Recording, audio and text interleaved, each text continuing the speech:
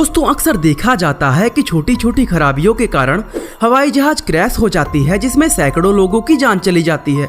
लेकिन कई बार कुछ लोग इन खतरनाक हवाई हादसों से भी जिंदा बचकर वापस लौट आते हैं। साल 1972 में भी ऐसा ही एक हवाई हादसा हुआ था, जिसमें कुछ लोग चमत्कारिक ढंग से जिंदा वापस लौट आए थे। आखिर वो हादसा किसकी गलती से हुआ था और ये लोग किस तरह उस हादसे से बचकर जिंदा लौटे थे, जानेंगे हमारी आज की इस रोमांचक वीडियो में। दोस्तों ये बात 12 अक्टूबर 1972 की है। रग्बी खेलने वाले कुछ खिलाड़ियों को एक मैच खेलने के लिए चिली पहुंचना था, लेकिन चिली पहुंचने के लिए कमर्शियल फ्लाइट बहुत महंगी थी और इन लोगों का बजट इतना नहीं था। इसलिए मजबूरी में इन लोगों ने एक पुराने एयरफोर्स प्लेन को किराए पर ले लिया। इस प्लेन का नाम फेयरचाइल्ड FH-227D था, जो अपने भारी वजन और कमजोर इंजन के लिए काफी बदनाम था। लेकिन चिली पहुंचने का एक मात्र सस्ता साधन यही था और इन खिलाड़ियों को हर हाल में चिली की राजधानी सैंटियागो पहुंचना था। और आखिरकार इन लोगों ने इसी प्लेन से जाने का निर्णय लिया। इस फ्लाइट में कुल 45 लोग थे, जिसमें खिलाड़ियों के अलावा उनके फैमिली मेंबर, समर्थक और 5 क्रू मेंबर शामिल थे। आखिरकार एंडीज माउंटेन रेंज को पार करने का ये सफर शुरू हुआ, लेकिन पहाड़ों में आए एक जबरदस्त बर्फीले तूफान की वजह से ये सफर अर्जेंटीना के मेंडोजा शहर में रोकना पड़ा। तूफान के रुकने का कोई आसार नजर नहीं आ रहा था, इसलिए इन लोगों ने सफर आगे बढ़ाने के लिए एक दूसरे रूट से जाने का फैसला किया और 13 अक्टूबर को ये सफर एक बार फिर से शुरू हो गया। लेकिन ये लोग इस सफर का मजा ज्यादा देर तक नहीं ले पाए। सफर शुरू होने के कुछ देर बाद ही प्लेन में तेज झटके लगने शुरू हो गए।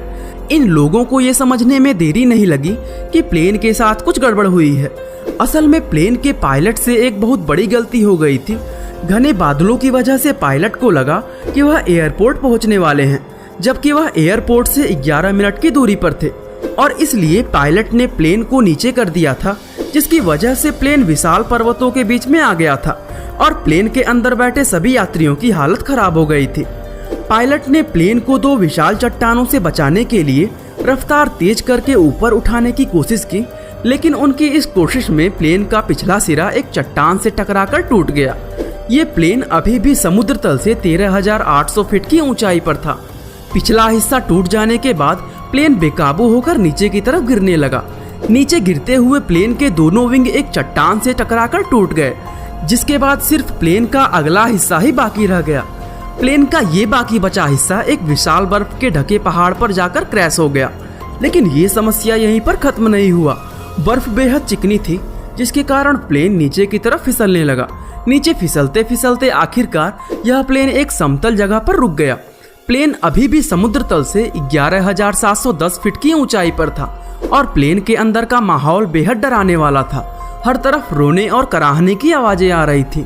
बहुत से लोगों को गंभीर चोटें आई थी। वह लोग पृथ्वी की एक ऐसी वीरान जगह पर थे जिसका अपना कोई नाम तक नहीं था। इस जगह का टेम्परेचर -22 डिग्री सेल्सियस था, जिसमें लोगों को सांस लेना भी मुश्किल हो रहा था। जिन लोगों को कम चोटें आई थी, उन्होंने दूसरे लोगों की मदद करना शुरू कर दिया। बहुत से लोगों को जानलेवा चोटें भी आई थी, जिसमें नांदो नाम का एक खिलाड़ी कोमा में चला गया था। इस समय तक कुल 12 लोगों की मौत हो चुकी थी। ठंड से बचने के लिए खिलाड़ियों ने जहाज के पिछले हिस्से को अपने सामान और सूटकेस से ब्लॉक कर दिया था। इन लोगों को लगा था कि एक बचाव टीम जल्दी ही इनको बचाने आएगी, लेकिन ये इन लोगों की गलतफहमी थी। प्लेन के अंदर पहली रात बड़ी मुश्किल से गुजरी और सुबह होने तक 5 और लोगों की मौत हो गई। नांदो अभी भी कोमा में था, जबकि उसकी मां की मौत हो चुकी थी और उसकी बहन की हालत भी गंभीर थी। प्लेन का रंग बिल्कुल सफेद था, जिसके कारण उसको इस बर्फीली जगह में ढूंढना नामुमकिन था। प्लेन में अभी भी बहुत से लोग ऐसे थे जिनकी मौत किसी भी समय हो सकती थी। दोस्तों हम आपको बता दें कि प्लेन का पायलट मर चुका था और को पायलट की हालत बहुत गंभीर थी।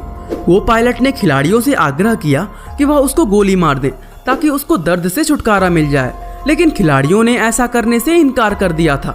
खिलाड़ियों को एहसास हुआ कि उन लोगों को जिंदा रखने के लिए खाने का इंतजाम करना चाहिए और फिर उन्होंने प्लेन में खाना इकट्ठा करना शुरू कर दिया। उन्होंने पाया कि शराब और सिगरेट के अलावा जहाज में चॉकलेट, कैंडी, जैम और बादाम के कुछ डब्बे मौजूद थे। दिन बीतते गए और लोग मरते रहे। क्रैश होने के 10वें दिन नांदो को कोमा से होश आया। उसने उठकर देखा कि उसकी बहन अपनी आखिरी सांसें ले रही थी। नांदो की बहन ने उसके हाथों में अपनी आखिरी सांसें ली। अब इन लोगों को एहसास हो गया था कि उन्हें बचाने कोई नहीं आने वाला है। एक वीरान बर्फीले पहाड़ पर वह लोग भूख से तड़प रहे थे। भूख के कारण जब नांदो का मनोबल टूटने लगा, उसने कहा कि वह मरे हुए पायलट को खाना चाहता है।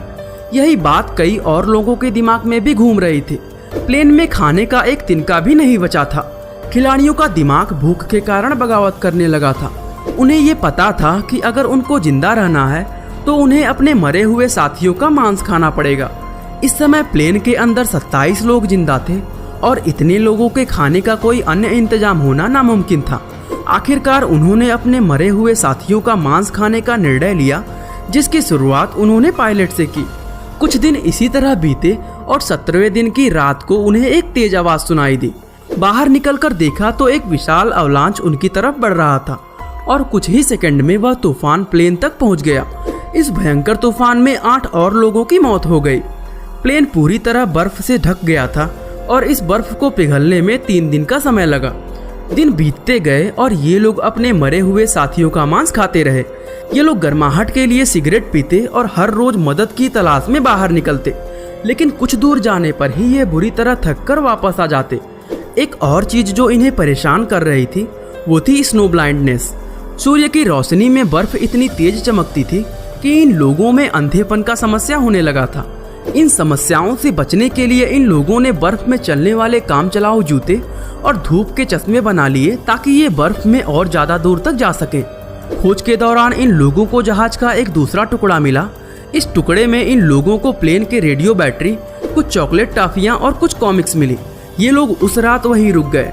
अगले दिन ये इस उम्मीद से लौटे कि वापस जाकर बैटरी की मदद से रेडियो को फिर से चालू करेंगे, लेकिन किसी को भी रेडियो के बारे में इतना नॉलेज नहीं था कि वह उसको रिपेयर कर सके। इस समय तक सिर्फ 16 लोग ही जिंदा बचे थे। उन्हें लगने लगा कि कुछ ही दिनों में वह भी मौत का शिकार हो जाएंगे। नांदो ने सुझाव दिया कि कुछ लोगों को मदद ढूंढने के लिए चिली जाना चाहिए। हालांकि बर्फ के पहाड़ों को पार करके 59 किलोमीटर दूर चिली पहुंचना नामुमकिन लग रहा था, लेकिन इसके अलावा कोई और रास्ता भी नहीं था। सभी की सहमत से तय हुआ कि इस सफर पर नांदो के साथ रॉबर्टो और विजिटिंग नाम के 2 और लोग भी जाएंगे और फिर 61वें दिन यह लोग नामुमकिन दिखने वाले सफर पर निकल पड़े। 3 दिन सफर करने के बाद विजिटिंग की हिम्मत जवाब दे गई और वो वापस प्लेन पर लौट गया, लेकिन नांदो और रॉबर्टो ने सफर जारी रखा। 8 दिन लगातार सफर करने के बाद आखिरकार उन्हें एक नदी दिखाई दी। नदी के दूसरे तरफ उन्हें एक इंसान दिखाई दिया और उस व्यक्ति से मदद मांगने के लिए नांदो ने पत्र लिखकर एक पत्थर की मदद से उसकी तरफ फेंका। वह व्यक्ति पत्र पढ़कर मदद का वादा करके वहां से चला गया। नांदो और रॉबर्टो ने वहीं नदी के किनारे डेरा डाल लिया। 2 दिन बाद नांदो और रॉबर्टो की मदद के लिए वहां पर आर्मी पहुंच गई और आर्मी ने तय किया कि बाकी लोगों को ढूंढने के लिए नांदो हेलीकॉप्टर के साथ जाएगा। थोड़ा आराम करने के बाद नांदो आर्मी के हेलीकॉप्टर के साथ अपने साथियों को बचाने के लिए निकल पड़ा। क्रैश होने के 72वें दिन सभी 16 लोगों को बचा लिया गया। सभी लोग इनके लौटने का जश्न मना रहे थे, लेकिन एक सवाल का जवाब किसी के पास नहीं था कि ये लोग आखिर 72 दिन तक बिना खाना पानी के कैसे जिंदा रह पाए। कुछ दिन बाद एक अखबार में घटना स्थल का एक फोटो छपा जिसमें इंसानी शरीर के कंकाल मिले थे। इन लोगों के 72 दिन तक जिंदा रहने का राज खुल गया। बहुत से लोगों ने इनका विरोध करते हुए इन्हें नरभक्षी और आदमखोर जैसे नामों से पुकारा, लेकिन नांदो ने एक इंटरव्यू में कहा कि उस पहाड़ पर जिंदा रहने का यही एकमात्र जरिया था। अपनी जान बचाने के लिए उन्हें जो ठीक लगा उन्होंने वो किया। दोस्तों, आपको क्या लगता है, इन लोगों ने अपने साथियों का मांस खाकर ठीक किया या गलत? हमें कमेंट करके जरूर बताइएगा। बाकी दोस्तों, आज के लिए बस इतना ही।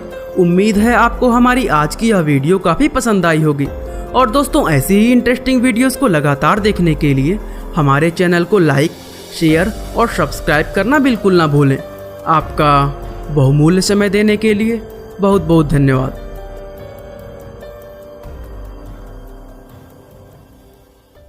वीडियो को लाइक कर दो और चैनल को सब्सक्राइब कर दो। अरे भैया, आप ऐसे भी इतना प्यार से बोलोगे तो ये लाइक भी नहीं करेंगे और सब्सक्राइब भी नहीं करेंगे। ये तो उन्हीं को लाइक करते हैं ना जो इनको माँ की कसम देते हैं और फोन की कसम देते हैं। अरे नहीं छोटू, ऐसी कोई बात नहीं है। ये लोग बहुत ही अच्छे हैं, मुझे पता है। ये वीडियो को लाइक भी करेंगे और चैनल को सब्सक्राइब भी करेंगे।